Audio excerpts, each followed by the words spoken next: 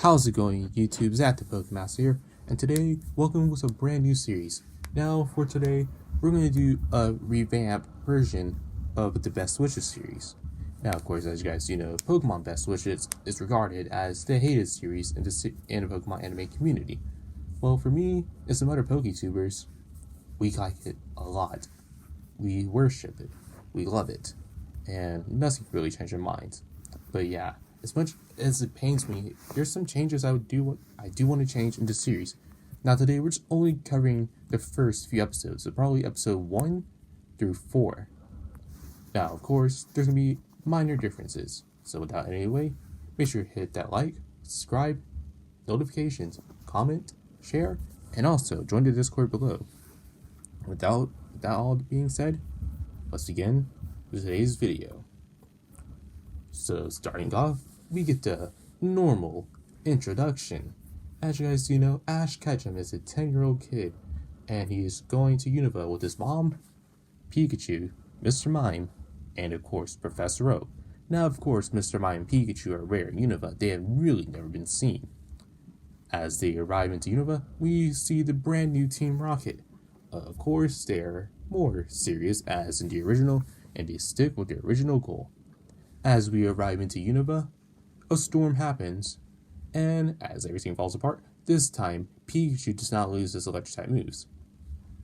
But as much, Pikachu still has to get checked up, and yeah, that basically wraps up for the first part in Shadow Zekrom. As we meet Professor Juniper, we get to know more about Unova. We see, like we saw in the original, we saw Deerling, Pidove, Swanna, and Patrat. And of course at Machino in November Town. Now of course this is where we meet the brand new rival, Trip. As you guys do know, he is also a 10-year-old starting his new venture as a Pokemon trainer. Of course, as being snarky as he is, calling Ash part of the Boonies, Ash gets riled up, so he challenges Trip and his new level 5 Snivy to a battle. Now of course, all you anime onlys, the battle ends as Ash Ketchum wins. Now, of course, how does he win? Well, I'll tell you. He actually works on a strategy that he used towards the end of the Sinnoh League, as he combines Volt Tackle and Iron Tail. Now, of course, does he need to do that in the air? Yes. That's why he has Pikachu to withstand Leaf Tornado and try to figure out a way out to get into the air and do that combination move. And thus, Pikachu wins the match. But of course, taking recoil, which caused him to faint. So yeah, it's basically a tie in a matter.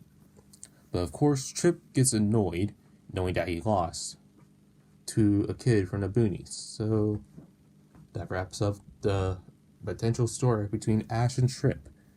But of course, Oshawott is there to witness it all. As you guys do know, Oshawott is a Tim, or a funny Pokemon that's part of Ash's team.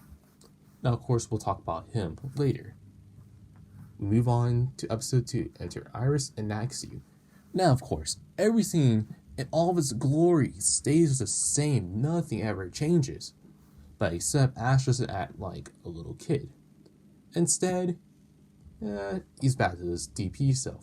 But instead, he still wants to teach the new audiences the basics to catch a Pokemon. And I think it works well. That mattered the most. The enter Iris and Naxu stays the same. No differences. And yeah, also Team Rocket Jesse catches Boobat, and yeah, everything else stays the same. Till we move on to episode 3, which is the Sandile episode. Now this right here, we get a small, brief introduction to N. We only see him looking out into the distance.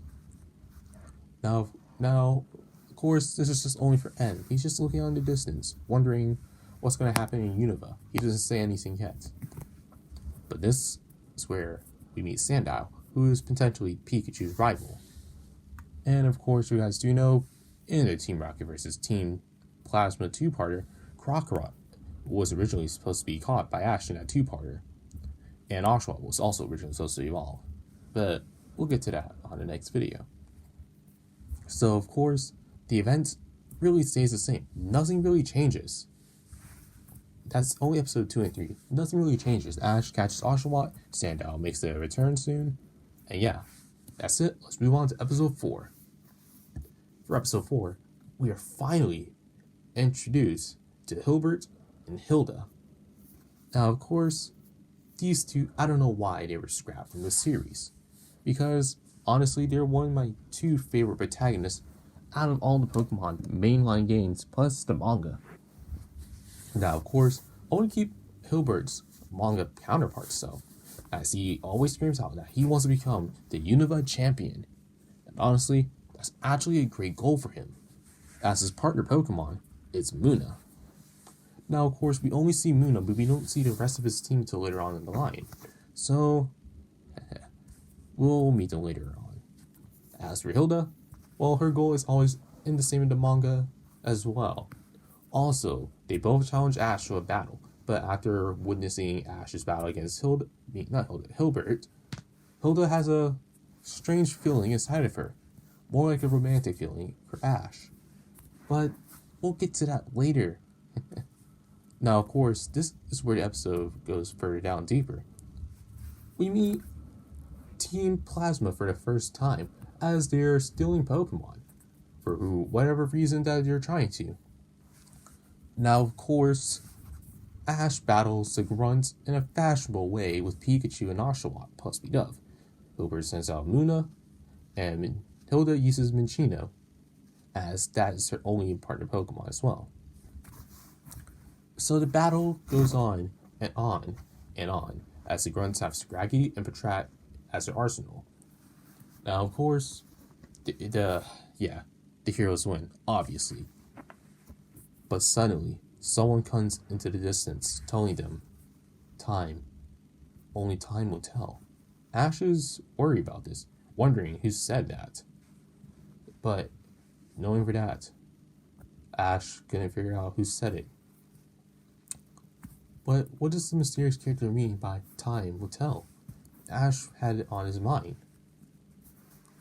And back, the same voice comes back saying, You are the truth. Can you defeat the ideal that is going to come in the future of Unova and the world? It lies on your hands. Only you can seek the truth. Suddenly, we see flames everywhere. Ash sees a white Pokemon with blue eyes. Ash gonna tell who it is. He's gonna make out the shape or the figure. But suddenly, the silhouette shows the past. Only for a brief second, you see ashes everywhere. And lightning strikes. But who is this mysterious Pokemon? We really don't know. That wraps up episode 4. Now, of course, as I said, we are now going back to Hilda. So as I said, now, there could be a bit of fanfiction here. But I think the Ash X Hilda could work very well. And I know this is going to drive towards Naruto and Hinata situation from Naruto. But let's ignore that for now and just move on to the main plotline in the story. Now, for episode 5, we now encounter Tepig. Now, of course, the Battle Club and Tepig's choice, everything stays the same. And so, yeah, there really isn't nothing to make a change of. In episode 6, we finally are introduced to Charon and Bianca. Now, of course, Charon, his partner Pokemon is Purloin, and while Bianca, she has Tepig. Yeah. Of course, they battle it out. And there's really nothing to it. They're just introduction, they just battle it out. Telling their hopes and dreams and everything. So, yeah, that's basically it. Now, for episode 10. Wait, are we episode? I think I lost count. Well, for the next episode, when I'll watch it with you guys, then I'll make sure. But yeah, as for the next episode, I think we're on episode 10. Or episode 9, probably. I really don't know. I think I lost count. But yeah, this is the gym battle episode. This will be a 2-parter. That's right, you heard me. A 2-parter. Now, of course, the gym battle stays the same otherwise. But wait, there's a twist. Ash doesn't want to battle Silent yet, as he wants to grow stronger. So he says he's gonna hold off beginning his first batch into Stryington Gym. But suddenly, something happens at the Dream Yard. But what could happen? Who could it be? Who's attacking? Well now, the answer will come as the journey continues. And with that, ladies and gentlemen, that concludes part 1 of the Revamped series of Pokemon Best Wishes. Yeah, I know this is kind of short, but hey, like I said, like and subscribe. And if we can get this video to about 10 likes, then I'll make part 2.